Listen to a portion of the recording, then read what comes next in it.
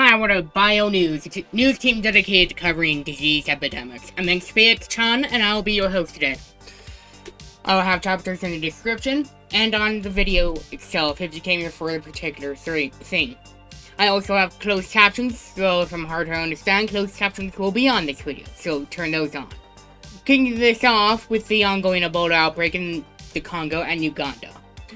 While official cases have been scaled back from nearly 1,000 to just over 400, cases are still growing way past the speed that doctors can deal with them. The worst place to be in the moment is Bunia, a city in the Ituri province in the DRC. I will have the affected region's map on screen now. As you can see, while Uganda closed their border with the Congo, Uganda still has an outbreak in their capital, Kampala. The outbreak isn't nearly as bad as the ones in the Congo, but as of June 1st, cases in Uganda have numbered 11, and there has been one confirmed death and one probable death linked to Ebola. Meanwhile, in the M23 territory, which is labeled on the map, there is one ongoing outbreak, it being in the Kahil territory in South Kivu. Sorry about the interruption, but if you like what I'm doing, consider liking, commenting, subscribing, and join the Discord. You'll have more influence over my content if you join the Discord than you were just a viewer here on YouTube. I also have a phone where you can buy me gifts like hand checking or just send me money. They'll be on screen in the description and on my bio. Anyways, back to the program.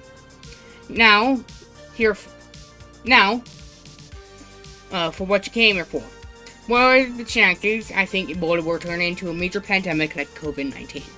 Well, using ICD-203, a directive given by the United States intelligence community, generally considered to be the gold standard for judging certainty in actions, I think that, with a roughly even chance likelihood, that this outbreak will affect a significant chunk of East Africa. However, I think that with a very unlikely to almost no chance probability that this outbreak will turn into a significant pandemic that we've seen with COVID-19 in 2020. Because while the international response may be lacking, it's still doing a decent effort at slowing down the outbreak. And I have to give credit to Uganda. Their move to close the border with the DRC was brilliant because Ebola is a bloodborne pathogen. And blood can't get into Uganda if the humans that carry that blood don't enter the country in the first place. So now Uganda just has to deal with the Kampala outbreak.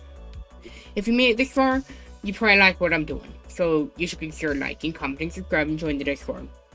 If you're more interested in reaction content, consider following my main channel, which will be in my bio. If you want to buy me gifts like hand tracking, consider checking out my throne, which will be in my bio, description, and on screen right now. And another thing, if you made it this far, comment the B emoji.